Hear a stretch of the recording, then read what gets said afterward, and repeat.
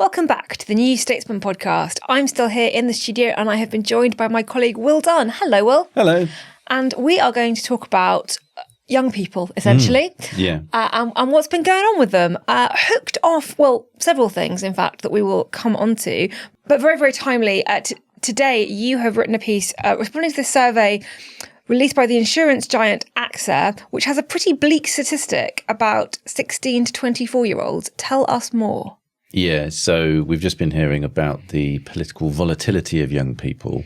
I think this sums up why young people are increasingly looking for different answers from politicians, because this is a pretty bleak statistic. So what AXA found was that a third of all workers, I'm emphasising workers there for reasons I'll explain in a minute, a third of all workers aged 16 to 24 are already thinking that they might have to retire early due to ill health. So that's not all of the young people who have dropped out of the labour market due to ill health already. Those are young people in jobs. A third of them are thinking they'll retire early due to ill health. And that's not the only survey that's found that. So there was also a Lancaster University poll recently found 43% of 16 to 24-year-olds thought their health was deteriorating and likely to push them out of work in future.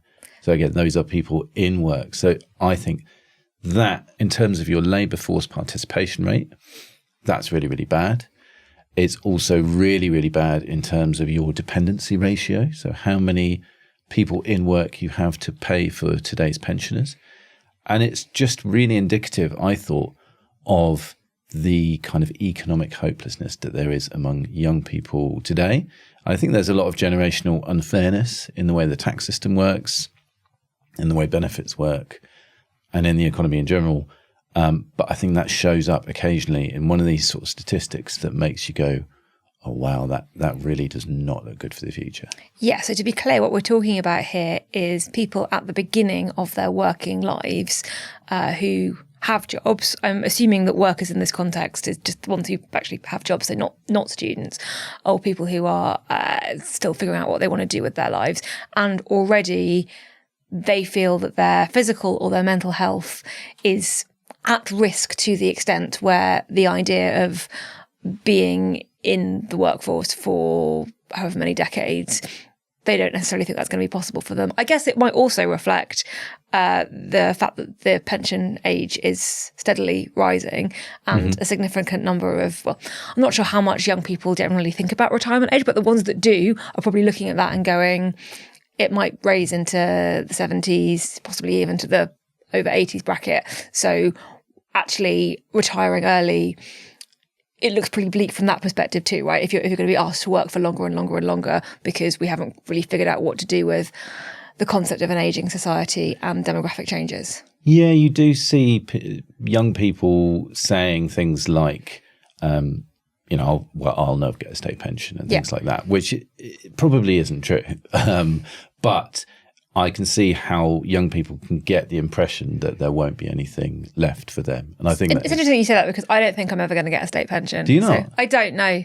I think that we'll have switched to a different system by then. And I think, unfortunately, that it is our cohort that is going to be the kind of guinea pigs in the middle where we will have paid for generations above and the system will change. So we don't necessarily receive anywhere near what we put in. But since we're on pensions, you would have thought that thinking that you're not going to be able to receive a state pension might mean that they were really determined to save into private pensions themselves. What have we found on that? Alas, no. So it's also the case, and this is another grim stat, that about 1 in 3, again, workers aged 18 to 25 this time is not paying into a workplace pension or a private pension.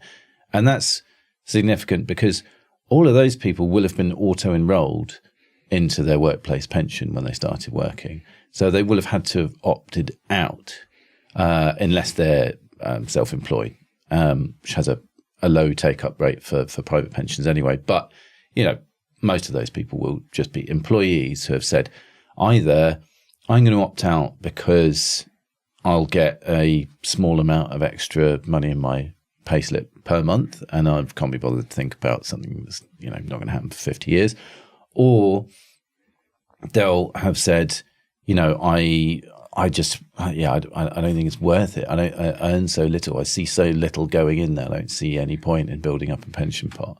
And again, despair, basically. Yeah. And I think that's why I think it's important, because on the one hand, there is a school of thought in personal finance that actually you shouldn't really care about your pension when you're 18 or when you're 25, really. You should care about it particularly when you're 50, when you might have, you know, depending on how well the job's gone and things like that, you might have paid off your mortgage, or you might be getting close to it. And that's when you need to, you know, not take a load of nice holidays and whack a load of money into your pension. But that's a riskier strategy. And what most people should probably be advised to do, certainly by the government, is to just consistently make pension contributions as a matter of course throughout their career. And again, this is an indicator, I think, of a lack of economic hope among young people, that they don't see the point. And I think it's a grim thing to talk about in December, right? But we'll do a cheerier podcast next time. But I think this lack of economic hope is probably to do with, I do think housing has a great deal to do with it. The sense that people have that they'll just never be able to afford a house. And unfortunately, it's possible people are wrong about they'll never get the state pension, but I think unfortunately it is true that a lot of people will never own their own home. And when you look into the reports the OBR produces for like fiscal sustainability reports, they do talk about that as this big growing fiscal risk. Because then you're going to have people who are retired whose only income may be the state pension, but who don't own their own homes and therefore will require government assistance in some form to pay their rent. Yeah. So you will have, instead of the situation you have now, where you have retirees who get the state pension, and they'll probably have a bit of private pension, you know, a defined benefit one if they're lucky, and they might own their own home. So they'll have the state plus, you know, effectively free accommodation and another source of private income.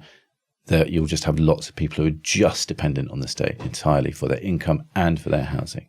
And that is going to cost a lot of money, and it's going to be a lot of people. So the OBR's most recent report on this said probably the proportion of pensioners in private rentals will triple by 2041. It's not that long away. It's 15 years. But that's an extra 1.2 million people of pensionable age who will be in private rentals. And that's a lot of money for local government to pay out. And and they'll be dependent on the state for the rest of their lives. Okay, so switching policy areas, all of this is linked, and we will get back to the links later in the podcast, but switching policy areas into another massive source of expenditure for young people, or indeed people getting older, which is part of the issue. Student loans, tuition fees, and repayments. We've had quite a lot of updates on that, the result of the budget and subsequently. Some of them most notably from you, actually, almost as soon as the budget was released. In fact, while Rachel Reeves was giving the speech, thanks to the OBR's fat finger error, you were writing on the double stealth tax hit. Yes. That's contained in the budget. And I think that is part of this picture of people, it's not just people who are kind of haven't had much education, or, have just sort of left school and not had great experience with the labour market. It's also graduates.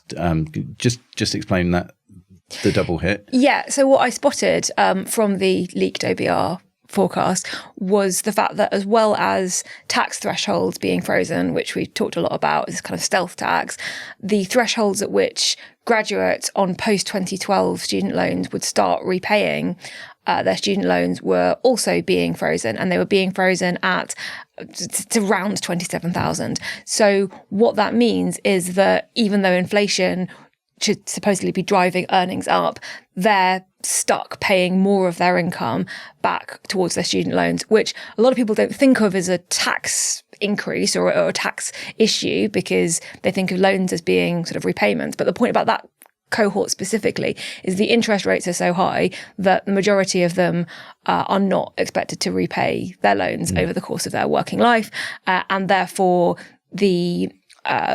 you're essentially stuck paying a higher proportion of your income every single month until 30 years after, when you no longer have to pay it, which functions basically like a tax.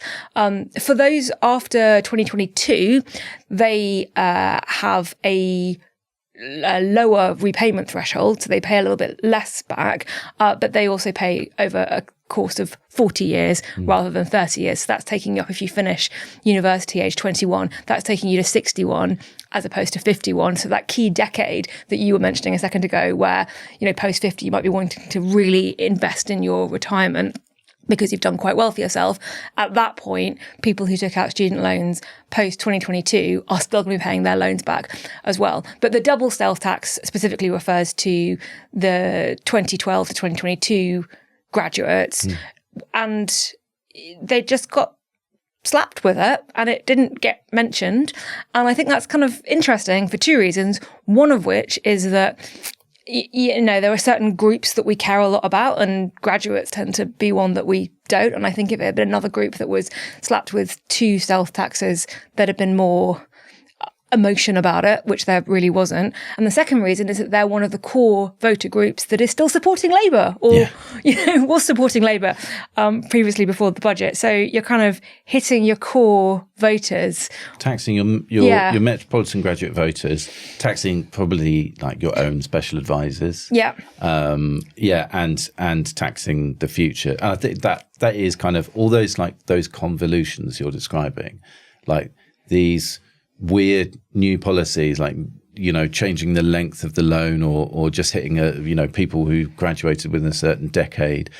It's all about trying to find ways to finance the present using the future, right? It's all about coming up with and what you end up coming up with is just different kinds of stealth tax, right? So you also had the other stealth tax, of the pensions threshold, and eventually, if you do everything by stealth tax, you'll have heard, of course, economists describe inflation as a tax, as a principle, but you really kind of have a taxation system that is just heading towards that, where basically inflation sets all taxes.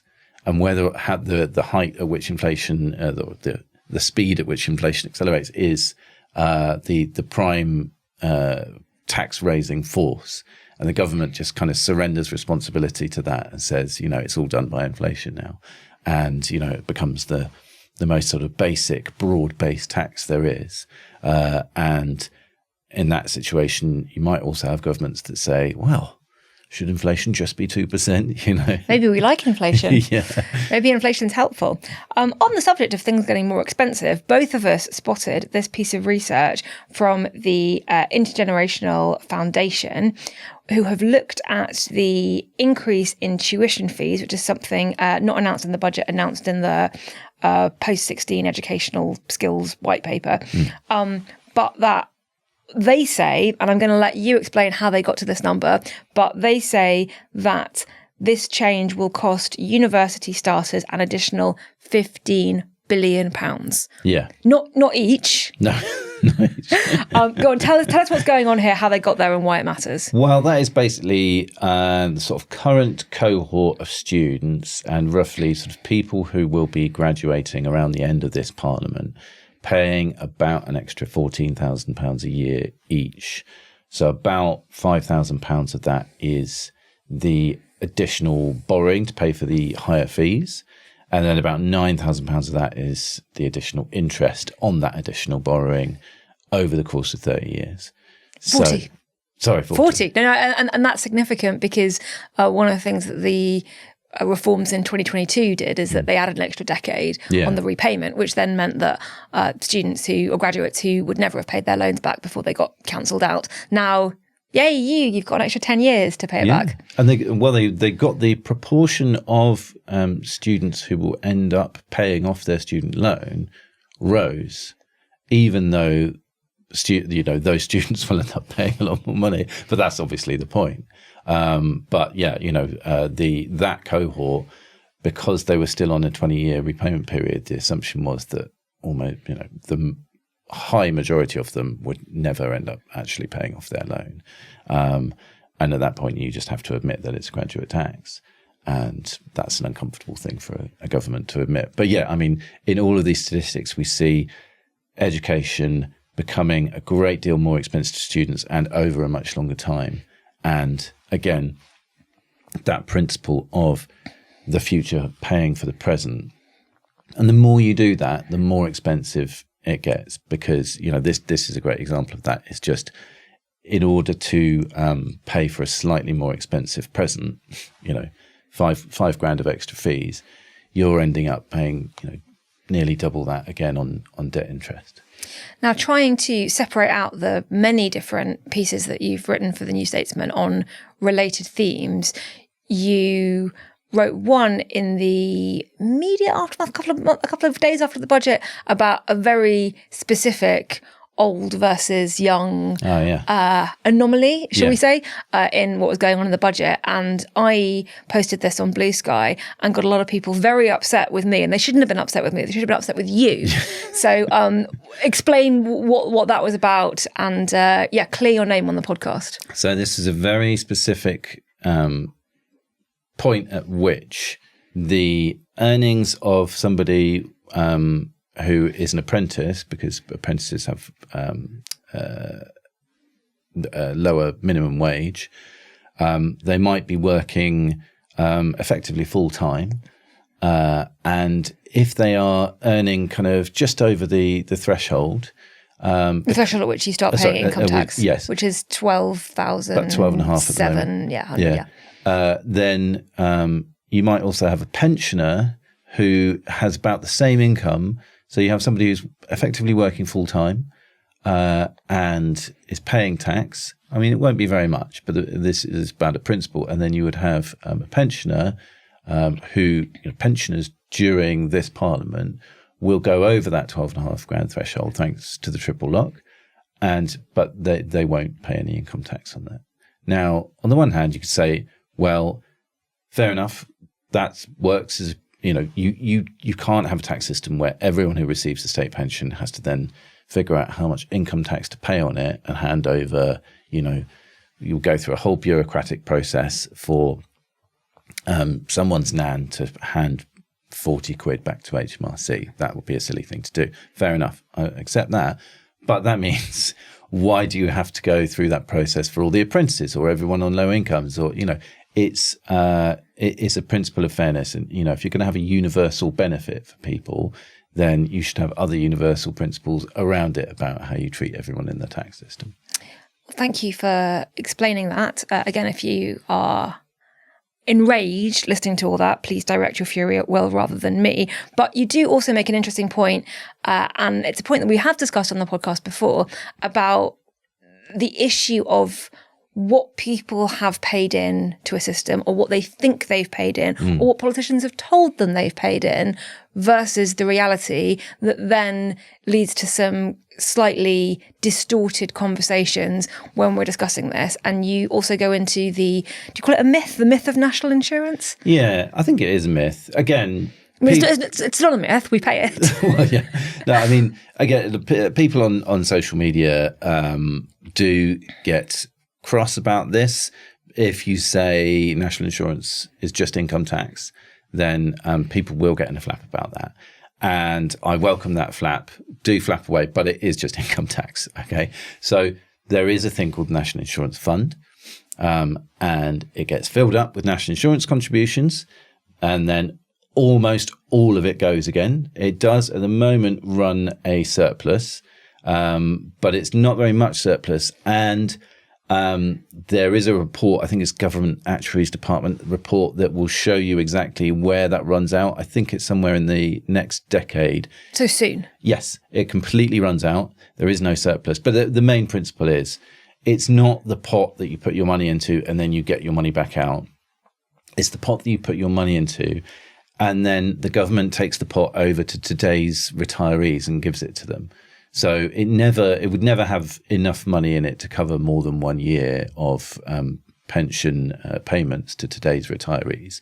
So it is just today's workers paying their taxes to today's retirees. And that is why Jeremy Hunt's idea to get rid of national insurance is a good idea. And to merge the two. Yeah.